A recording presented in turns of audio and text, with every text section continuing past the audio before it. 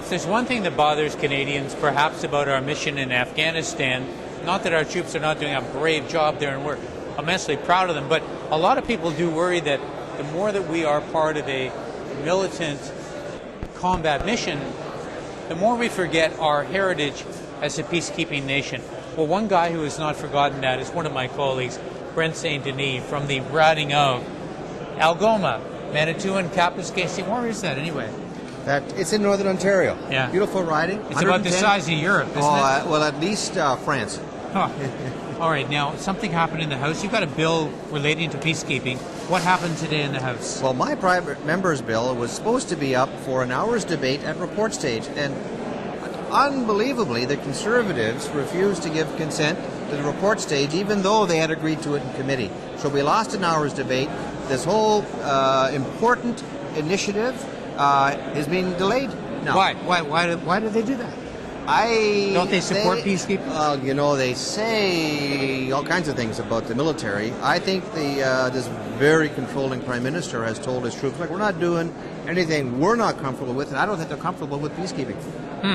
All right, now, you want to have a day to honor our peacekeepers, correct? Mm-hmm. And why is that? Well, you know, Canada, starting with the resolution passed by the UN in response to Mr. Pearson's initiative exactly 50 years ago this year, Canada really led the world in establishing a peacekeeping role for peacekeeping nations. And we've done that very well, and we hope to continue that. But we're seeing a government, I'm afraid to say, that wants to shift our role away from peacekeeping emphasis, and I want to just help Canadians have a day where they can think about our role and to thank our peacekeepers, those who've lost their lives, those who serve now and will serve in the future.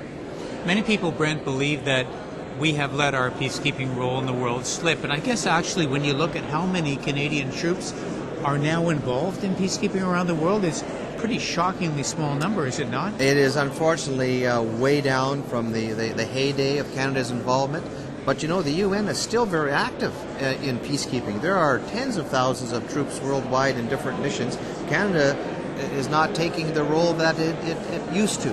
So I'd like to, in a small way, bring attention to our legacy, to the people who've been involved, who've lost their lives, and to sort of remind us that we need to rethink, we need to think again about what we did and reestablish, take back that role as a peacekeeper and a peacemaker in the world. Some people fear that the longer we're involved with a combat mission in Afghanistan, the more the world sees us as part of a military machine of some kind, whether it's NATO or in the U.S. orb. Is there a danger to that? Well, you know, it's if the U.S. brand is a military brand, and as much as you associate yourself with that kind of a military presence, and no disrespect to our troops in Afghanistan or elsewhere in the world, they do a fine job, the men and women do. We support them, but you know, they need to be deployed in a way that represents Canada's values, now, past, and in the future. So it's very much a great danger for us to be associated too much with a militant kind of deployment of our troops. So is your bill going to go through ultimately, do you think? We'll see because of what the Conservatives did this morning to disrupt what I would hope be a nice flow for this bill. There'll be a vote on that Wednesday on the report stage. Quite unusual for a bill like this. So we'll see what they do Wednesday. If they vote it down, but I think the opposition parties who are all on side will support it. So we'll see Wednesday whether this was just a mistake, kind of a one-day slap in the face, or whether they really mean to change Canada's peacekeeping role for as long as they're in office anyway. Yeah, interesting. Brent, how long does it take you to drive across your riding? Well, you know, it's 110,000 square kilometers, about 7 hours from where I live to Kapuskasing and Hearst. Beautiful riding, though. But this time of year, you have to watch for a moose. Moose? Oh, yes. It's very dangerous. It can be very dangerous. Have you hit one?